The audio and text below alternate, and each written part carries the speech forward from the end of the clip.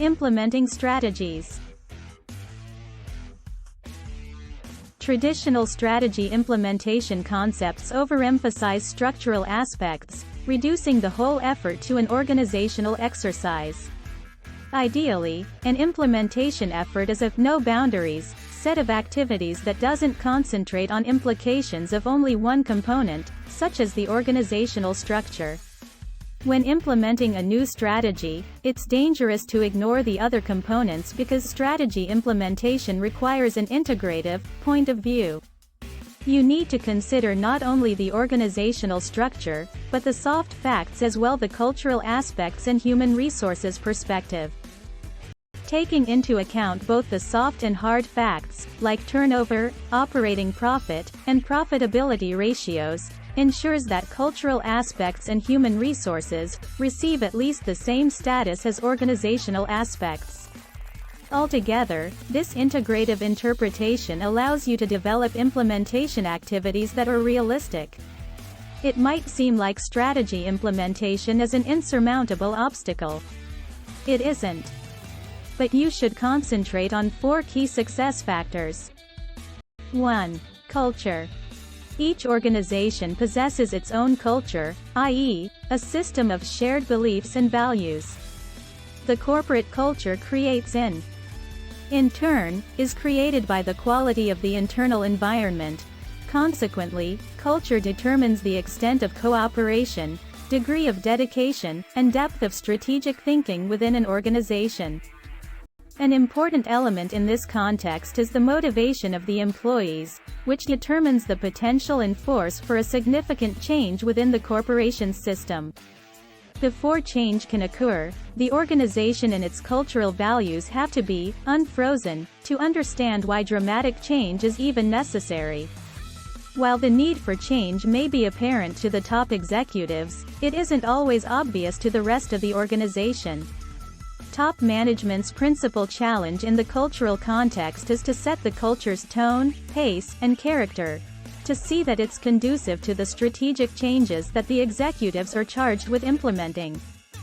When implementing strategy, the most important facet is top management's commitment to the strategic direction itself. In fact, this commitment is a prerequisite for strategy implementation, so top managers have to show their dedication to the effort. At the same time, this shows a positive sign for all affected employees. To implement strategy successfully, senior executives must not assume that lower-level managers have the same perceptions of the strategic plan and its implementation, its underlying rationale, and its urgency. Instead, they must assume they don't, so the executives must persuade employees of the validity of their ideas. 2. Organization. You should consider 2 aspects of your organization: its structure and its decision flow processes. Structure deploys accountabilities so the company can achieve its goals and objectives and, ultimately, its mission.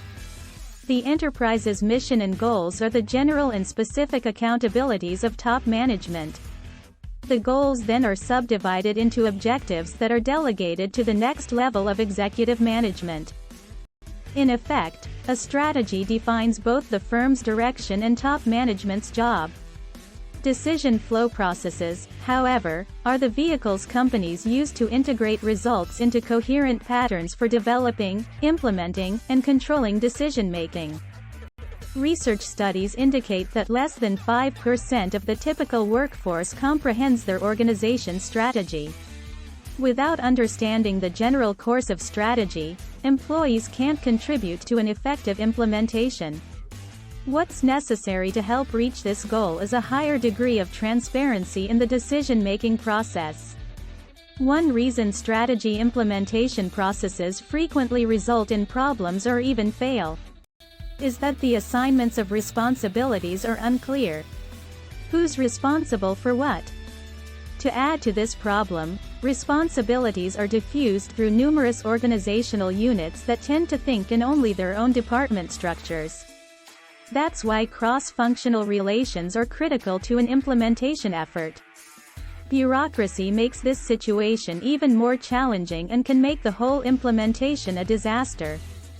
To avoid power struggles between departments and within hierarchies, you should create a plan with clear assignments of responsibilities regarding detailed implementation activities.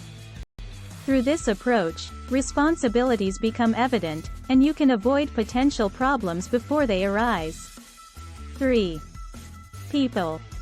Human resources represents a valuable intangible asset, and recent research indicates that it is progressively becoming the key success factor within strategy implementation projects. In the past, one of the major reasons why strategy implementation efforts failed was that people were conspicuously absent from strategic planning. This just doesn't work. Employees have to be considered part of strategy implementation in general. Implementing strategic change requires the confidence, cooperation, and competencies of the organization's technical and managerial people, so the continual development of a company's vital asset human resources is a very high priority. 4. Control systems and instruments. An essential question for managers is how to assess performance during and after the implementation.